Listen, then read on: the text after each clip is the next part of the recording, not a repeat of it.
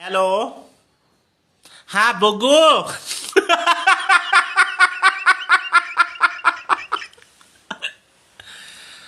बुग्गू खाना खाया आपने? Hello, good morning and welcome to the European quickie. Manas की तबीयत आज खराब है, इसलिए मानस आज के वीडियो में नहीं आ पाएगा, बट हमारे पास बात करने के लिए बहुत कुछ है। सबसे पहले स्टार्ट करते हैं अपने पर्टिकुलर मैच से और लिवरपूल वर्सेस लाइप्जिग की बात करते हैं। तो यार, इस मैच में देखो, हमको कुछ चेंजेस करने की जरूरत थी, जो हमने शायद मतलब इस मैच में एक्सपेक्ट किया था, लेकिन इस मैच में और आर्ने स्लॉट ने ऐसे कुछ बहुत ज्यादा चेंजेस किए नहीं। When you talk about the way this match progressed, of course पहले के शुरू 20 मिनट के आसपास मैं बोलूंगा कि हम लोग मैच में थोड़ा स्लो थे। ऐसा नहीं था कि लाइप्जिग बहुत ज्यादा डोमिनेट कर रही थी और एनीथिंग, बट दोनों साइड से थोड़ा एक मेजर्ड अप्रोच हमको देखने को मिला। फर्स्ट 20 मिनट्स में हम थोड़ा स्लो थे, बॉल तो रख रहे थे, लेकिन हम अटैकिंग वाइज बहुत कुछ नहीं कर रहे थे। और उसके बाद ऑफ कोर्स साला का गोल आता है, साला का पास आता है जिसको डार्विन नूनेज फिनिश कर देते हैं। एक्चुअली ऑफ कोर्स साला कोशिश कर रहे थे खुद ही शूट करने का, लेकिन डार्विन नूनेज वहां पे प्रेजेंट थे जिन्होंने बॉल को हेड कर दिया। और उसके बाद पूरे मैच में हम कंट्रोल में थे। हम हमारी मिडफील्ड की बात की जाए, हमारे डिफेंस की बात की जाए, अटैक की बात की जाए, तो ऐसा कोई मोमेंट नहीं था जहां पे हमको बहुत ज्यादा पैनिकी लगा, बहुत ज्यादा मतलब ऐसा लगा कि लाइप्जिग शायद इस पर्टिकुलर सिचुएशन में कैपिटलाइज कर लेगी, शायद गोल मार देगी। ऐसा कहीं पे लगा नहीं। हम बहुत ही ज्यादा कंफर्टेबल थे पूरे मैच में, थ्रू आउट द गेम। जहां तक परफॉर्मेंसेस की बात की जाए, आई थिंक कोडी गैक्पो, गोल या असिस्ट नहीं आया उनका, लेकिन अगेन बहुत ही अच्छी परफॉर्मेंस थी। लेफ्ट साइड पे वो बहुत ज्यादा डोमिनेट कर रहे थे, बहुत ही अच्छे टेक ऑन्स वो करते हैं। चेंज ऑफ पेस उनका बहुत सही है। He was being very very good. So I think उनका गेम बहुत अच्छा था। I think even even Darwin Nunez goal के अलावा भी जो उनकी परफॉर्मेंस थी, जो उन्होंने खेला वो अच्छा खेला। वो बॉल्स के लिए लेट रन्स प्रोवाइड कर रहे थे, वो बॉक्स में। इस बार एक चीज डार्विन नूनेज की अच्छी देखी, हालांकि not every duel, but he still won most of his duels, which was a good thing, क्योंकि डार्विन नूनेज को आप अक्सर उनके प्ले की एक बहुत बड़ी क्रिटिसिज्म है, अपार्ट फ्रॉम द फैक्ट की जो फिनिशिंग की बात जो हमेशा करते हैं, जो कि बहुत ऑब्वियस है, वो ड्यूएल्स उतने नहीं जीतते हैं। लेकिन कल अगर आप उनके ड्यूएल्स देखोगे, तो कल वो अपने ग्राउंड ड्यूएल्स और एरियल ड्यूएल्स काफी हद तक जीत रहे थे, जो कि बहुत अच्छा था देखने के लिए। साला इज मोहम्मद साला, ऑफ कोर्स, मतलब हम उनके बारे में क्या बोले। He is absolutely amazing, absolutely brilliant.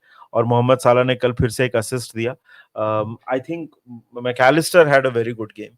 और मैन ऑफ द मैच जहां तक बात की जाए, that has to be Ibrahima Konate.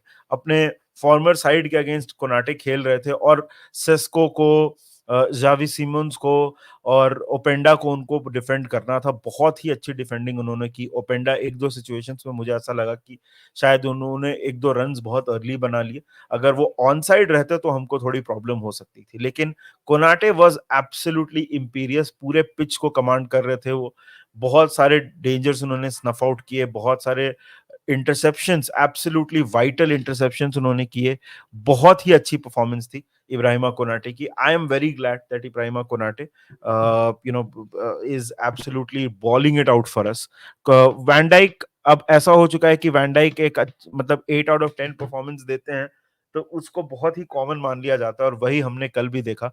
Van Dijk was absolutely brilliant. और एक पॉइंट पे मतलब लग रहा था कि शायद अगर उनको रेस्ट दे दिया जाए, या फिर कोनाटे को रेस्ट दे दिया जाए, तो अच्छा रहेगा, क्योंकि हमारा वीकेंड को आर्सेनल के मैच के साथ मैच है। बट वो हम जब आर्सेनल की बात आएगी तब हम आर्सेनल की बात करेंगे।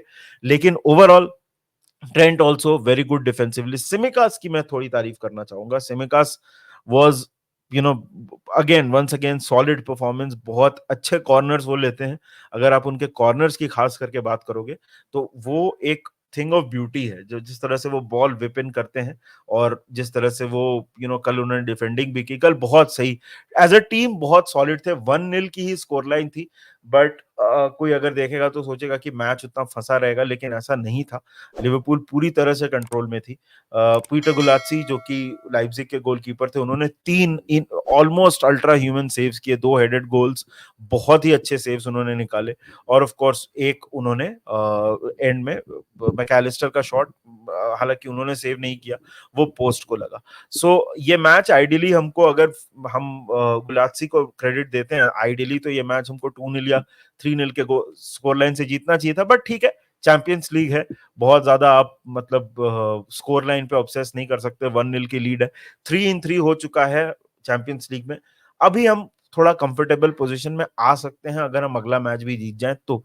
एनीवे, अब आगे बढ़ते हैं, दूसरे मैच की बात करते हैं जो कल का सबसे बड़ा मैच था, और वो था बार्सिलोना वर्सेस बायर्न म्यूनिख।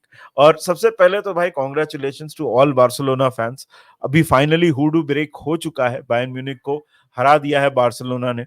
और हांसी फ्लिक, अगेन मैं एक चीज हमेशा बोलता हूं कि कुछ प्लेयर्स जो इस सीजन के सबसे इंप्रूव प्लेयर्स हैं, जैसे हमारी बात की जाए तो हम जैसे ग्रावेनबर्ग की बात करते हैं, लुइस डियाज की बात करते हैं, वैसे ही बार्सिलोना के लिए वो प्लेयर है राफिनिया।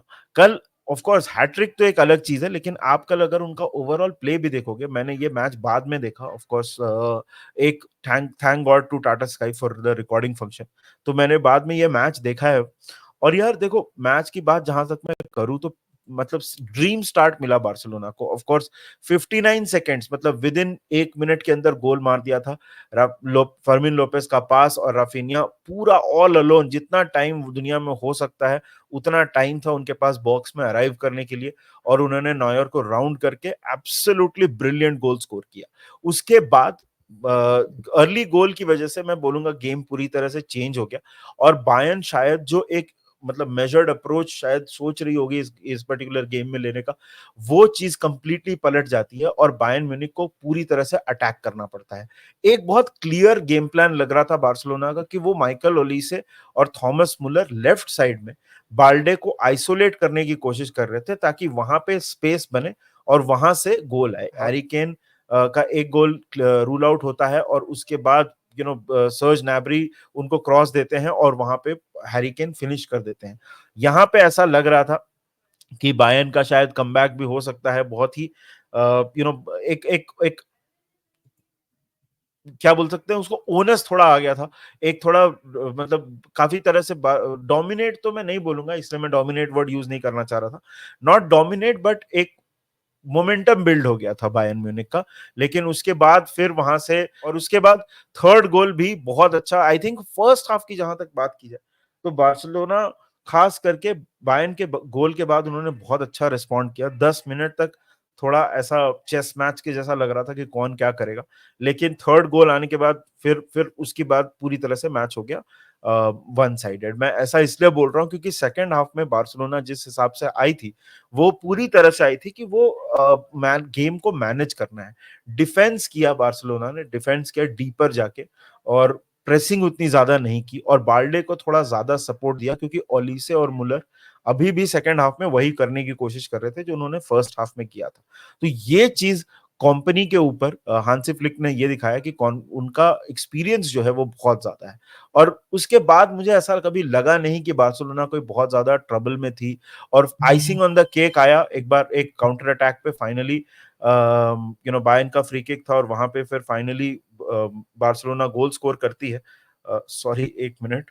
बार्सिलोना गोल स्कोर करती है, और उसके बाद बार्सिलोना अपनी जीत जो है वो कंप्लीटली ये कर लेती है। अब देखो यार, मैच की बात तो टैक्टिकली हमने कर ली, मैच में जो डिस्कस हुआ, जो मैच में जो मैंने अपने हिसाब से देखा वो मैंने आपको बता दिया।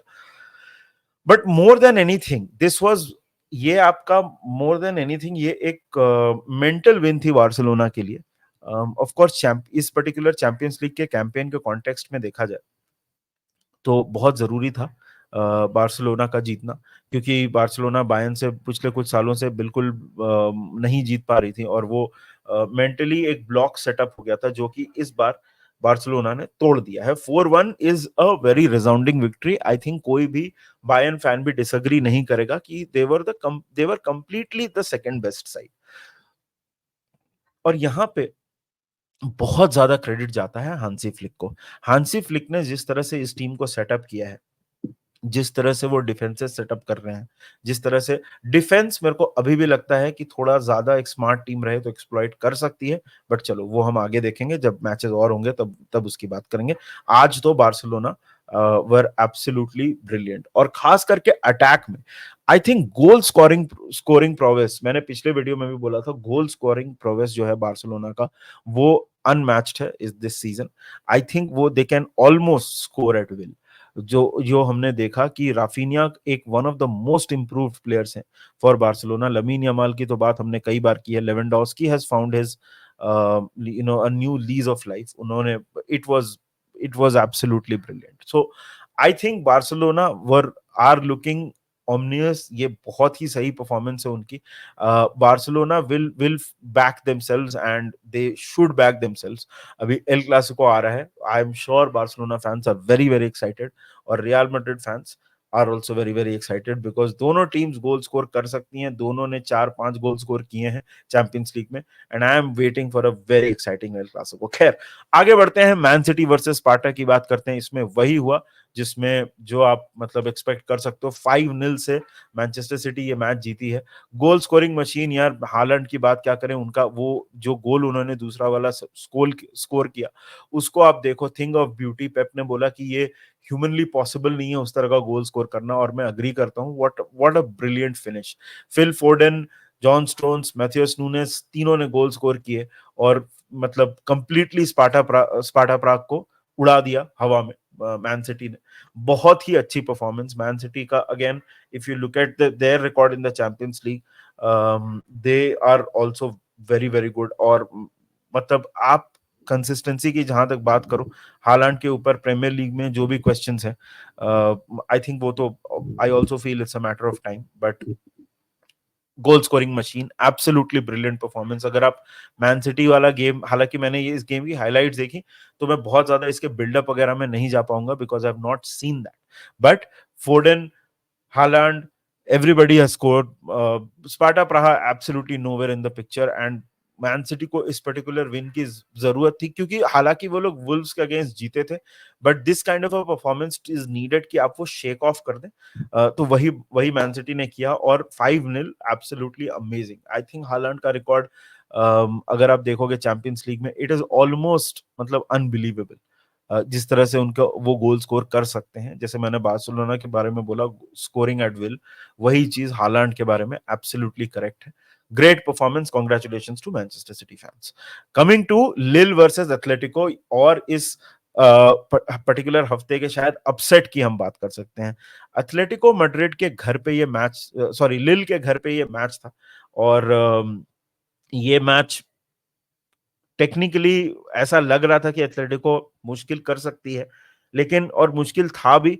लेकिन अगर लिल की आप बात करो तो जोनाथन डेविड बहुत ही सही फॉर्म में है। उन्होंने 90th मिनट पे या 89th मिनट पे एक पेनल्टी भी स्कोर की। अर्ली गोल जरूर आया एथलेटिको मैड्रिड का, और जनरली जब एथलेटिको मैड्रिड अर्ली गोल स्कोर कर देती है तो उनको ब्रेक डाउन करना बड़ा मुश्किल होता है, लेकिन उस चीज से आगे निकल के लिल ने स्कोर किया। और क्रेडिट टू लिल यार, they have beaten both Madrid teams. और अगर आप अभी टेबल देखने जाओगे तो Lille right now are in a very comfortable position. हालांकि एक मैच वो हारे हैं, not a very comfortable position, I am sorry, पहला मैच वो हार गए थे, बट 3 में से 2 मैच जीते हैं और दोनों बहुत टफ मैचेस जीते हैं। सो एथलेटिको की हालत थोड़ी सी खराब है, क्योंकि एथलेटिको सिर्फ एक मैच जीता है अपने 3 में से। और लिल के जो कोच हैं ब्रूनो जेनेसियो जिनका नाम है, वो उन्होंने बोला कि 15 मिनट के फर्स्ट हाफ के बाद उनकी एनर्जी रिन्यू हो गई थी, और उन्होंने उस चीज को एक्सप्लॉइट करके गोल किया। सो अगेन, इस पर्टिकुलर मैच के मैंने हाइलाइट्स देखे हैं, तो बहुत ज्यादा बात नहीं कर पाऊंगा इसके टैक्टिकल बिल्डअप वगैरह के बारे में। बहुत ही अच्छा परफॉर्मेंस था लिल का, और लिल will be looking at the rest of the games and seeing कि भाई क्या हो सकता है।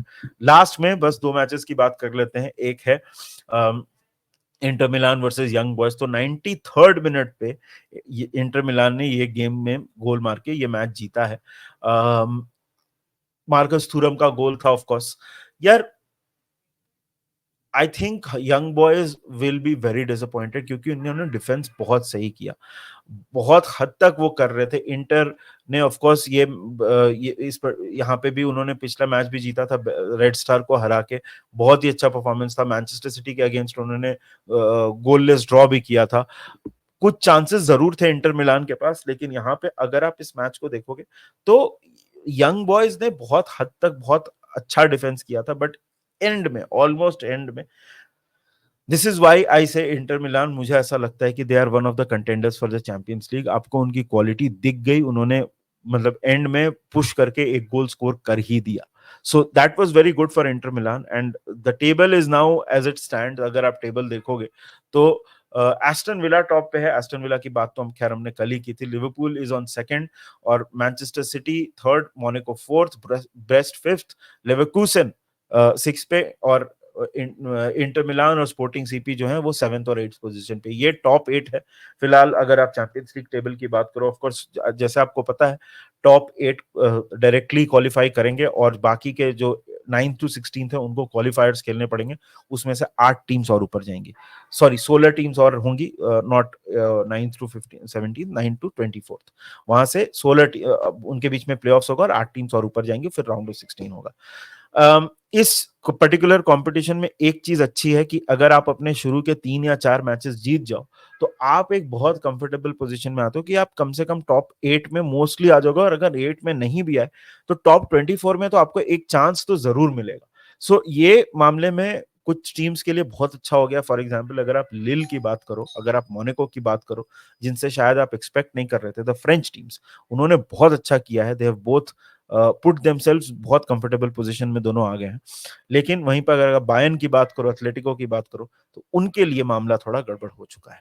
बट ये था हमारा round up. Late us know in the comment section आपको क्या लगता है, आप हमारे असेसमेंट से एग्री करते हो, नहीं करते हो, और आपको क्या लगता है लिवरपूल के मैच के बारे में, बायर्न के मैच के बारे में, बार्सिलोना की परफॉर्मेंस के बारे में आपके क्या ख्याल है. Let us know in the comment section और आपसे जल्दी मिलेंगे. तब तक के लिए take care of yourselves. Channel को कर देना सब्सक्राइब, वीडियो को कर देना लाइक और ध्यान रखिए कल मिलेंगे आपसे फिर से स्टेट ऑफ प्ले में. Take care and remember one thing, up the Reds.